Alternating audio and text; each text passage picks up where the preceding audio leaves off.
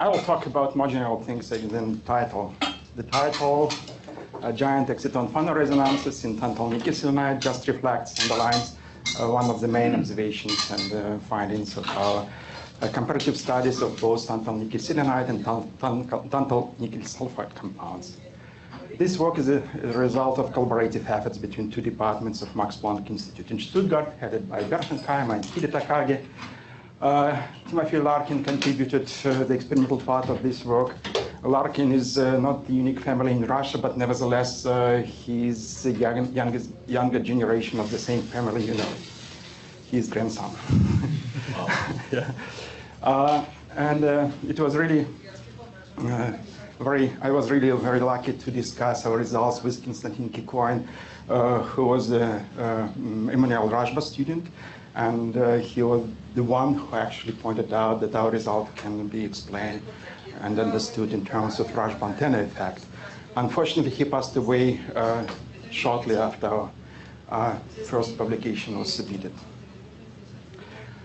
So, and we followed quite traditional experimental spectroscopy approach, and it's linear response at equilibrium, far field, no cavities, sorry, and it's just, maybe these days it's quite boring, but in order to build a story, we have to start from the groundwork. Yeah? So, and we used quite accurate measurements with quite accurate techniques. It's wideband terahertz from terahertz to EV ellipsometry. We cover spectral ranges of phonons and absorption edges and interband transitions from terahertz to deep UV. Spectral range, always by ellipsometry. And in my talk, I will focus, chain structure of this compound actually gives rise to a very strong unazoted pure electrodynamics of these materials. But in the following, I will focus on this component of the complex directive function, which is related to the phonons polarized along the chains, just along the chains. Okay, and let me just compare these two materials for whole spectral range at intermediate temperature. I selected this temperature on purpose. I will explain why in the following. So, but nevertheless, you can see that both spectra of optical conductivity seem to be very, very similar. So even more, so you can really understand that because of electronegativity of sulfur ion and because of shorter bonds between sulfur and tantalum, because of stronger hybridization in valence bands between tantal 3D and sulfur band, all this effect make a larger difference, energy difference between valence and conduction band. But let me just renormalize by 12%, and then you can even see that all bands are at the same place, except some additional splitting of narrow subbands in these sets, and the optical band which forms the absorption edge is much stronger in the case of selenium compound. Nevertheless, you can also find that renormalized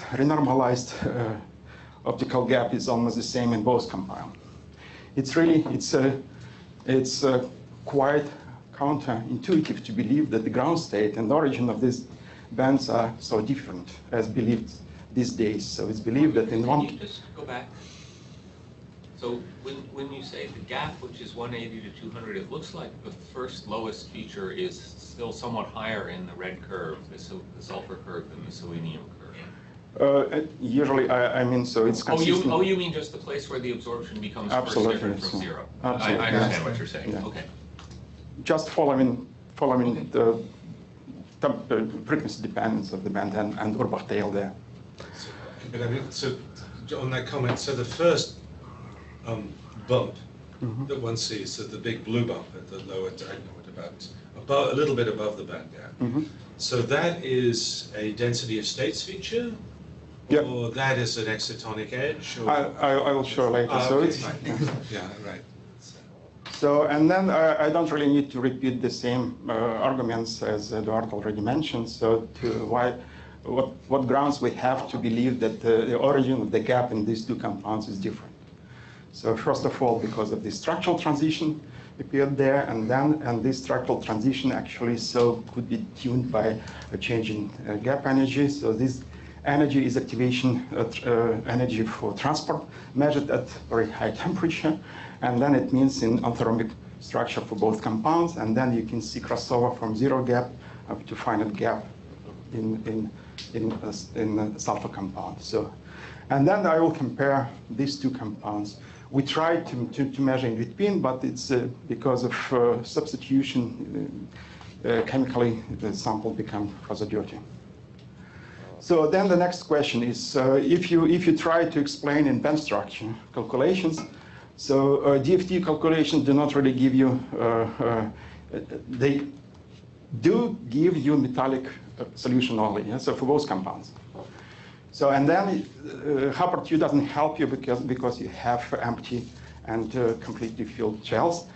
And then what trick we can follow? So, and that's where he actually followed some tricks following the approach of Trenin Blacher from Vienna, using probably the Vienna code, and they use semi-local exchange potential instead. And then just with appropriate choice of parameters, they found they got actually solution which is metallic for orthorhombic phase of tantalum nickel selenide and still insulating for tantalum nickel sulfide. So I cannot really evaluate if these particular used parameters justified microscopically or not, but at least I can appreciate, okay, we have this problem solved now, yeah, these days.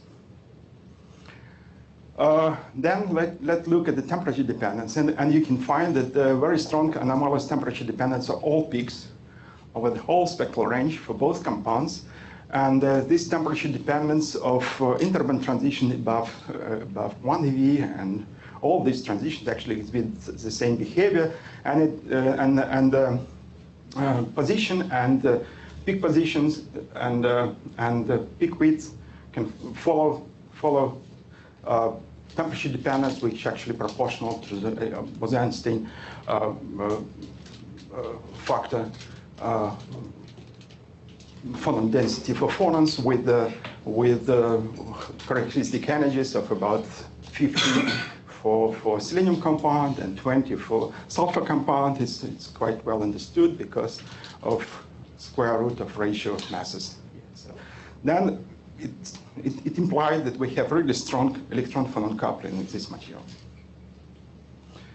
So let me just turn to low energies at the absorption edge. Here you can find that tantalum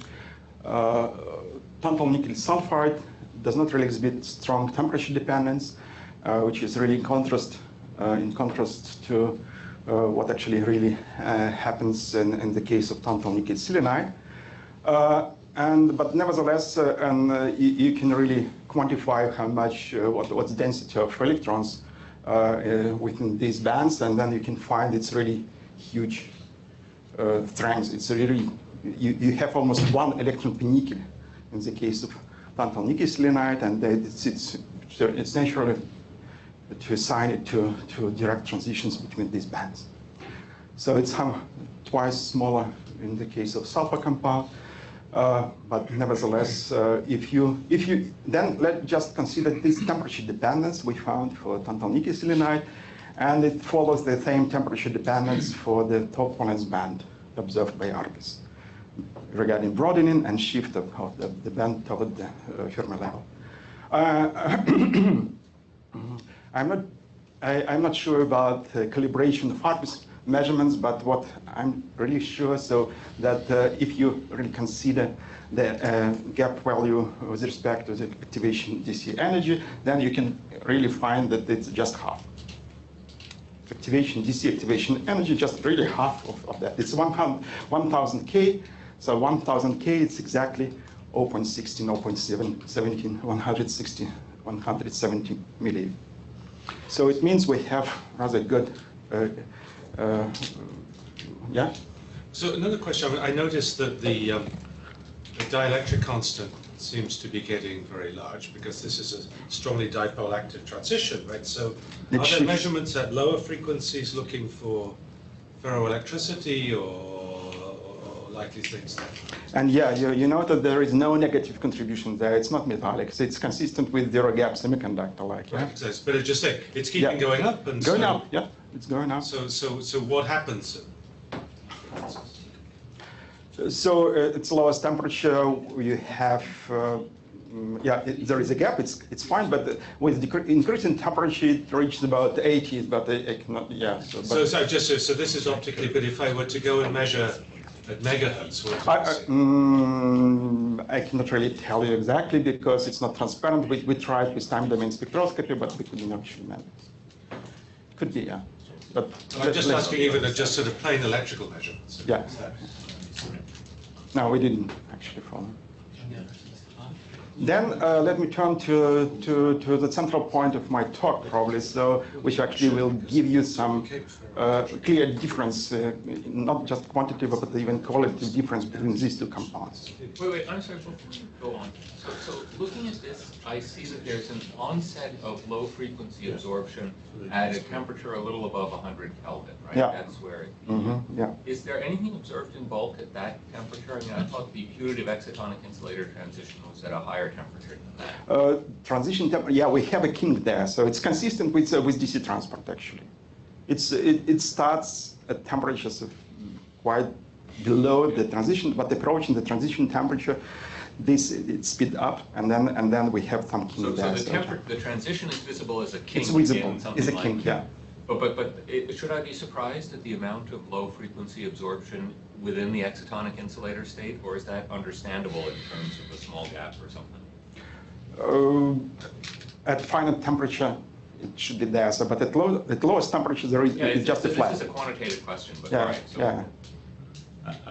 I'm confused by a very stupid thing. What is the activation energy from resistivity?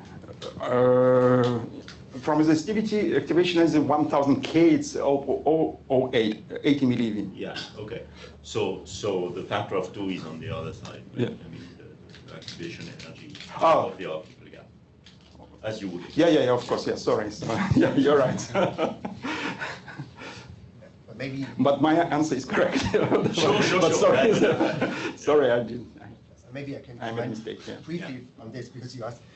I think it's still remarkable how much spectral rate is inside the gap, because it's something, okay, you could think by something that you leap a little bit into the gap, but then if you would measure at very low frequencies, like at terahertz frequencies, it still should be fully transparent or whatever, because you have basically zero conductivity. But also, as Sasha said, we also tried, if you try to measure terahertz transmission on these samples, only below this 110-ish or whatever Kelvin, the sample really becomes transparent. And Yeah. of this, you really have rate I will show down this to thing. terahertz frequencies. And I will show this spectrum. Okay, so that's to you somewhat surprising and not fully understood. Is that? Yeah, okay. Where this rate in the low frequencies. Yeah. But if you look at this spectrum now, so for tantalum nickel sulfide, we overlooked first these features in spectra for selenium compound. It's a good reason for that. But nevertheless, if you look here, so for dielectric permittivity only, so we can find these two peaks rising with decreasing temperature below 150 Kelvin. It's really doublet feature. So, and one is weakly allowed, one is more allowed, and then it has funnel-like shape. It's extreme funnel-like shape here. So because it's consistent with steps in optical conductivity, it's opposite. You have peak in epsilon 1, we have step-like feature in sigma 1. Yeah, and then we can really see this doublet here. So now, if you look, once you already argued and you already convinced that we have these two features here, so you can really see that these two features can be really observed in this case as well.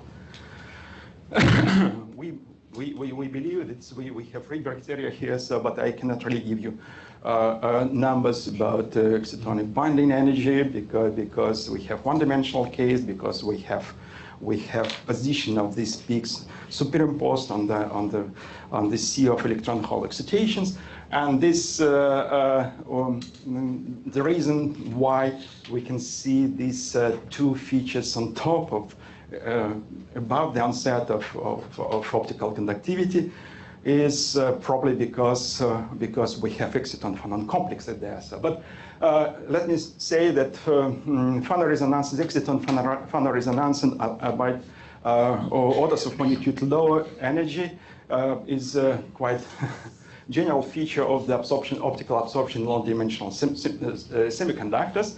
And because if you apply a magnetic field, for instance, you can really form these excitons in high energy Landau levels, and then they start to interfere with the continuum. So it's naturally on top of the continuum there.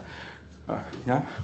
Yes, Ignace. If you do this, there is photoelectron spectroscopy on the sulfur compound in which you can have access to the real gap.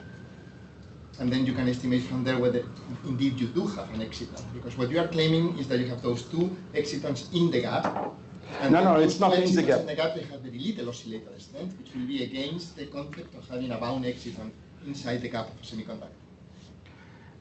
This exciton is not inside the gap, I believe. That otherwise we would not really see so strong interference with the continuum. Continuous exciton. So picture now is so we have exciton feature here. Then we have we excite this exciton in the bound state with phonons, and then it phonons play the exciton states on top of the continuum, electron continuum, and they start to interfere. Yeah? And then why we have so strong quantum interference? Where the electron hole continuum starts.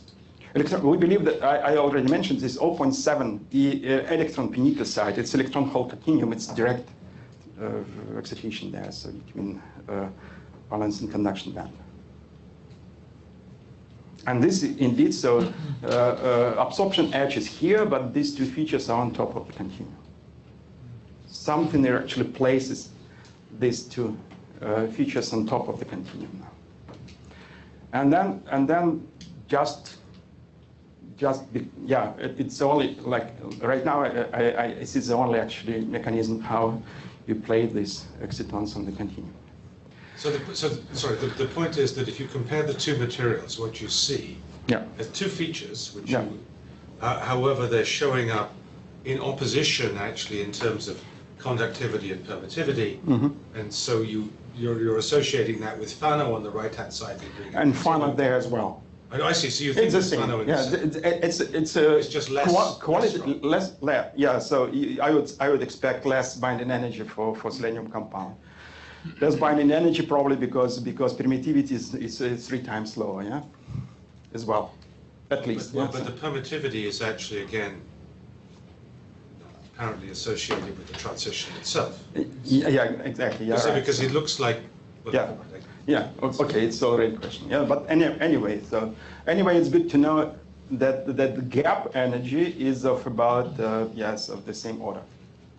So it's good for us. Yeah. So if we like to understand, then different spectra you can see very striking similarity now. So in different spectra, it's just raw data as measured, and then with increasing temperature above the base temperature, you can see the growing of this or suppression of this peak with increasing temperature.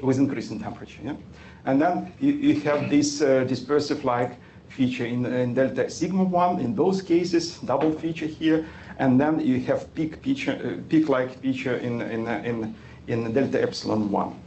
So and then we followed rather standard phenomenological way to fit all this stuff, and then we mimic our electron hole continuum as a broad Lorentzian oscillator here, which is coupled with 2 excitons on top. And then we fit it quite well, and then we quantify these features, and we actually surprised, but you can really see already from raw data that in the case of tantalum nickel selenide, we have really strong features there. So an effective number of electrons per nickel atom contribute to the quantum interference effect, means how actually they change the optical conductivity spectrum. 0.26 electron per nickel, so which is which is 3-4 order of magnitude larger than phonoresonances in semiconductors and order of magnitude larger than in sulfur compound. The big difference you can already see in raw data. So here it's 40 in permittivity, here it's just 4. So, sorry to interrupt. So let's see, we were just seeing sort of driven oscillations at 1 terahertz, right? So you're almost hitting that down at the bottom. Is there oscillator strength which is left over that you that you haven't seen yet? No, no. It's but it's not within your window, so it's not quite. You mean the 1 tera? No. We've. Oops. This is dipole allowed. Oh, I see. Yeah. So. Don't update your computer now. But there's another dipole allowed excitation at 4 millieV, which is 1 tera. 4 millieV. Sorry.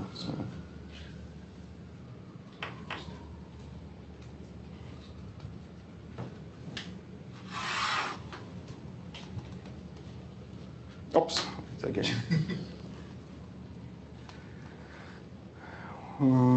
Stop from here, yeah. So and then we come to how to explain it, and then Konstantin Korin actually he mentioned that we should really consider seriously giant oscillator strengths effect associated with the exciton complexes. And then it's really quantum cavity effect actually, so it's related to what we were talking about, but it's not optical cavity of course, it's Flatiron cavity, and then exciton oscillator strength it's proportional to the ratio of the exciton size and volume of this cavity. Cavity means how far you can really feel the field of phonons. So but the difference now between selenium and sulfur compound, it's order of magnitude difference, and we believe that probably so we have this kind of exciton phonon complexes, which are actually like droplets in the case of sulfur compound, and do not really produce long range distortion there. So, but it's really consistent with the long-range monoclinic distortions related to formation. Just to understand, if you can you go back? Yeah, maybe you can go back to previous slide. Yeah, basically. Here, because this is connected to. Exactly. I think basically is you're saying that there is a sort of lattice self-trapping of the exciton. Yeah. That is what giving you these oscillators. This I'm happy. However, if that's the case, if you keep increasing the temperature or reducing, the coupling changes, and then you should see that this peak moves in position. It is really an exciton phonon coupling. And from your data, the only thing that you get is a broadening, not a move of the peak. Or I cannot really follow temperature dependence of this peak because this peak disappears at 150 already. I cannot really see it. Yeah. Then, okay, if we believe that we have such kind of complexes, not connected complexes in tantalum, so just to make sure I understand. So what you are saying is that this complex, I mean the oscillator strength is large, goes with the size of the cube of the size of that thing, actually, yeah. Right? So the volume of that thing. It's volume bigger, so, and then so your point is that in selenium it's really bigger, extended. The length, so there is a length scale. Yeah, absolutely, yes. So. Which is how long? Yeah, I cannot really answer. It just says that it's order of magnitude difference between these two compounds, so that it's considered volume there. It's one-dimensional, so okay. So one should be able to reveal that length scale from some experiment. I will show you something else. This is a one-dimensional exciton. It's one-dimensional charge transfer exciton. Sorry, but I mean, are you also? I mean, are you saying that this is really analogous to sort of charge activating phase phonons, as people did a long time ago in the 1D CDWs, where you basically light up a whole bunch of phonon modes because they're coupled to bound excitons and they're dragged along. But those are normally at much lower frequencies, right? So that they. Let me show you. Oh, okay. Sorry. So what I actually mean, yeah, you're right. So in the case of sulfur compound, you should see soft mode there, so associated with internal excitations. Yeah, it's here. Yeah, it's along A-axis, it's along C-axis, nothing there, so, but along A-axis you can really see very strong soft mode there at 10 millieV. So but what's the soft mode? Now I'm lost. What's the soft mode? So you have internal interaction inside. So you have Flatiron, and then you have internal excitations, which actually is, at final frequency could be seen. Yeah, and then it's qualitatively different between these two compounds. In sulfur compound, we can really see this mode. Unfortunately, we cannot really follow this mode with the substitution of sulfur by selenium, and probably we would see how this mode actually softening. But what we are planning to do, we're planning to apply strain, uniaxial strain, and look at this mode actually. Yeah? So it is seen in sulfur. That's what you're saying. This is sulfur. In sulfur, it's observed at finite frequency, and for sure, so you can really see in here it's a peak in optical conductivity, and black line is dielectric permittivity, and phonons superimposed on this background. Phonons look like small featured gears on the background there. So along C-axis, you can really see just phonon there. So as expected from theory group analysis, you can find 4 beat 3U phonons for 8 polarization and 7 modes for C polarization. And then this mode is quite, its spectral weight, it's rather, I would say, it's reasonable actually if you consider, say, peak in thermodynamic and specific heat, that the transition temperature is comparable already. But it's sulfur compound, no transition there. So it's always you have this local mode and you have local distortion only. I mean, the point is, it's sort of if you were to interpret it as a phonon, it's a giant oscillator structure, phonon, but it's comparable to something which is electronic in character, which is usually what happens. Yeah, but and then if you go from sulfur to selenium, what's going on there? So yeah. Okay, this temperature dependence exhibit quite generic manifestation of unharmonicity. So, and just hardening, softening, or broadening with increasing temperature. But then if you look at the phonons in tantal nickel selenide, you cannot really see any kind of local excitation soft mode there. So it's really clean. It's really clean, and even we use time domain spectroscopy for cleaved samples to measure transmission in this case, and to capture the first phonon of about 1 terahertz as discussed before. So, but it's infrared active. we have really good assignment because this mode becomes biaxial, exhibit biaxial anisotropy now, and modes generic for C-axis B1U modes becomes B1 B3U and so on, and vice versa. And then it helps us to assign all these modes, and yeah, we did it quite well, but it's okay. We're quite confident with all these eigenpotents.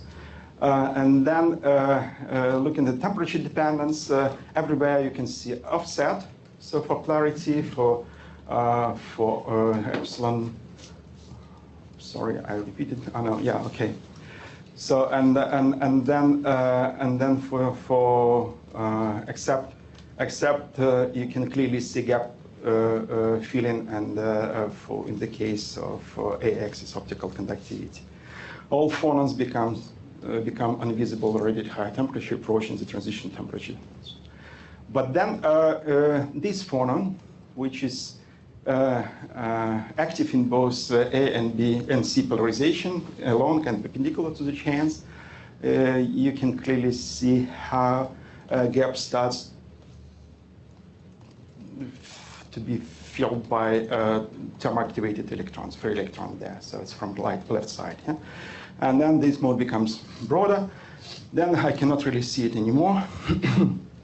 But I can guess that in the case of polarization of photons along A, along the chains, this mode should really follow some, I don't know, not order parameter, but at least it should really disappear in the orthorhombic structure. So certainly it should follow some anomalous temperature dependence. So, and it's really interesting mode because it's not really mode along A-axis. It's mostly some interchain coupling. So you have nickel chain static, and then tantal chains. So this is the 1 terahertz mode that you are talking about. This- So this this is the mode. same mode that It's not exactly the same, but This is infrared. it's infrared I active. have the Yeah. Raman one. Yours is the Raman. Yeah.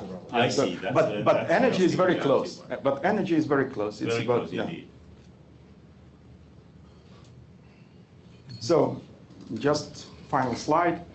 So regarding the electronic background and filling of the gap, so we have two components. One is thermoactivated free electrons from left side, and then this polaronic-like behavior. So it's a mode which actually softening with increasing temperature and fill the gap.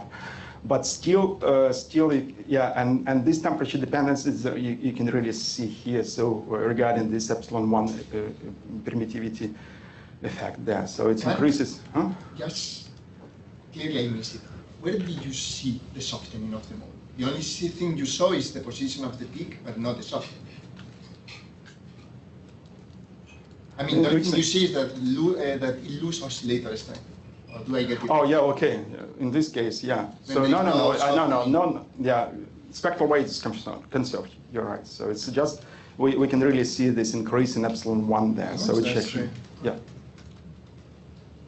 So roughly that's it. So and I try to convince you that in order to, when studying electronic properties of these excitonic insulator candidates, it's very important to follow comparative studies of both compounds to confirm the excitonic insulator hypothesis actually. So it's really good that we have this reference object. Oops. Then in tantal nickel selenide, the giant spectral weight of the exciton phonoresonance due to antenna emission of large exciton phonon complexes imply that they are largely extended, overlapping and span the entire crystal along axis, along chains, preserving the translation symmetry of the lattice. In opposite, on the other hand, in tantal nickel sulfur counterpart, the localized exciton phonon complexes causes local distortion, just local distortion that do not develop a long range order here. So the difference probably reflects the different nature of ground states of these two compounds in good agreement of the excitonic insulator hypothesis in the case of selenium compound. In this case, this soft mode I show you, so it's already, so internal excitations in these exciton phonon complexes propagate like in acoustic mode. Yeah. So thank you for your attention. Thank you, Alexander. Questions, comments? Yes, please. Sulfur. Under high pressure, you can decrease the band gap, see? And you can make it even semi-metallic. Nothing happens in that process. Do you have any steps that? Now I just mentioned that we are going to measure the spectra at uniaxial strain. It's just And yeah. uniform hydrostatic pressure. You can find that the sulfur system can be semi-metallic without any transition.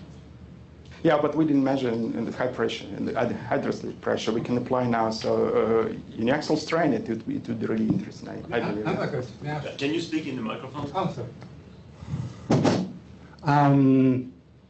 Yeah.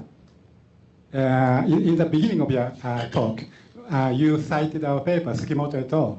And there, we argued that the peak, in the anomalous peak in the sulfur selenium system is due to the electron-hole attractive interaction, or that is electron-electron repulsive interaction. That is a very simple scenario, I think. And how do you think about that? Which actual excitation? In your first or second slide, you showed that the peak, you cite the paper. Yeah.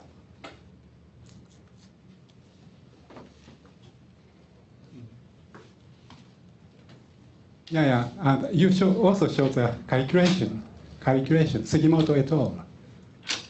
Yes, that's one. And we interpreted the low energy peak, 0.5, 0.4 electron volt peak. Selenium, no, experimental data. Yeah, that comes from simply from the electron-hole attractive interaction. That is our argument. That's electron-hole attractive interaction. So that means that the binding energy simply, exciton, binding energy of exciton, electron-hole. Yeah, exactly what I was talking about, but I cannot really support this idea, so I can just say, okay, we observed this feature in our spectra, it's there, so, but what the origin of this feature, is it really purely electronic in origin, or you have to consider also lattice effect there, we cannot really argue. Okay, thank you. So you are not to disagree with the discussion? With no, I would just try, if you can actually, could you really consider lattice effects as well in your calculations, maybe you can really get better consistency, better agreement with our data. More questions? Okay, if not, let's thank Alexander again and